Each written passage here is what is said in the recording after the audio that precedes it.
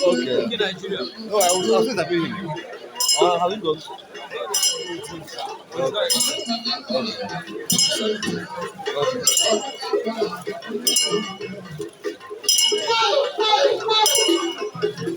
Aye, nobel job weze. Kana nwale. Why am okay banana yo agjobi. Lechozo. Slege soruke. We move back here.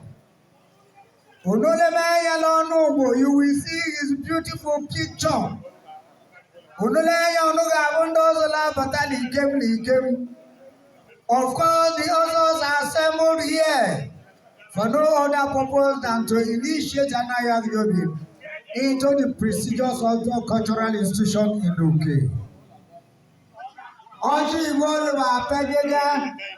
You can see the color being presented to the others, which color comes first before any other activity.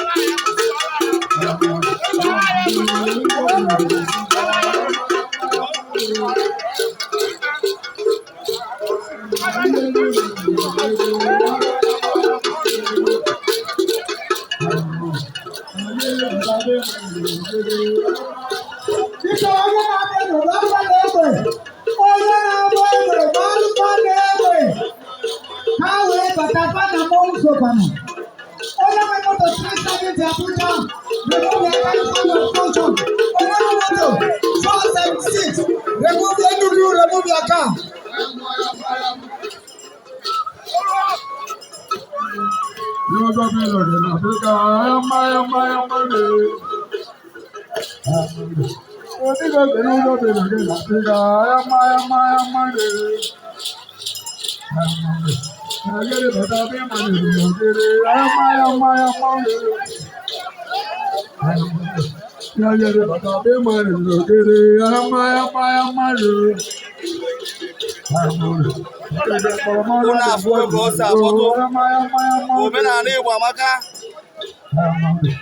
Oh, wabunni ana kweze.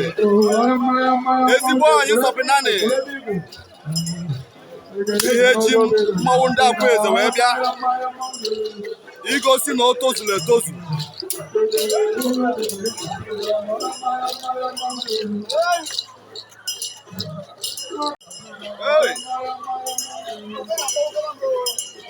Inepụ anyị fuo nnukwu mmanwụ ndị Akweze Anambra steeti.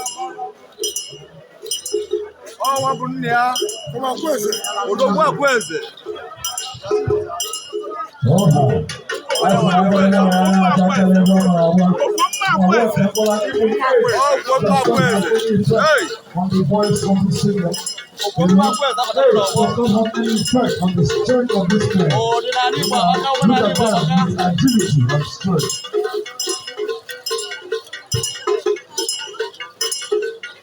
Biko abụrụ na ị nwere moto nke bụ nọmba Enugu steeti 476 biko Kpakpando adjust ọrụ mmadụ. Enwere the other one ọ bụ Abuja nọmba 370 Jenugunu readjust ọrụ mmadụ. Please, if you are the owners of these vehicles, Abuja 370, Enugu 476. Please go and readjust. Whatever.